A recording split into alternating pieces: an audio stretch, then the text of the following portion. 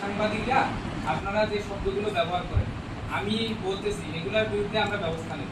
আপনারা কালকে ছাত্রলীগকে ডিফেন্স করে অনেকে নিউজ করছে, এগুলা এই সাংবাদিক এখানেও অনেকে আছে, আমরা সেগুলা এখানে জল করে করে সেগুলোর বিরুদ্ধে ব্যবস্থা নেব।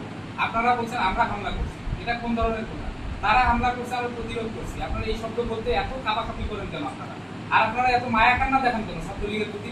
আর এই যে সাংবাদিকরা আপনারা বলতেছেন যে লাইব্রেরিতে পড়াশোনা করছে, লাইব্রেরিতে আমরা যা তাদেরকে বের করে আনছি 20-25 মিনিট তাদের পড়াশোনার জীবন থেকে 20-25 মিনিট পড়াশোনা নষ্ট হয়ে গেছে। কোন শিক্ষার্থী তো এরকম আমাদের বললো না যে ভাই আপনারা 25 মিনিট আমার পড়াশোনা নষ্ট করে দিতেন।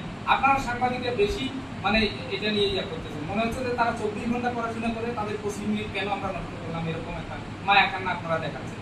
ওই লাইব্রেরি থেকে যে কালকে মানববন্ধন ডাকা হয়েছে, আমরা লাইব্রেরিতে শিক্ষার্থীদের জিজ্ঞেস করছি যে আপনারা মানববন্ধন ডাকলেন কেন? তারা তো হামলা করছে, আমরা আপনাদের রুম থেকে ওখানে আশ্রয় নিয়েছি, আমরা বের করে আনছি আপনাদের, একটু তো ডিস্টার্ব হবে। তখন তারা বলছে আমরা তো এখানে কোনো মানববন্ধন ডাকিনি। কে ডাকছে? ছাত্রদল ডাকছে। ছাত্রদল কেন ডাকছে? ছাত্রদল লাইব্রেরি শিক্ষার্থী হিসেবে কেন ডাকলো, সাধারণ শিক্ষার্থী হিসেবে কেন ডাকলো, এটা আপনারা ছাত্রদলকে প্রশ্ন করেন।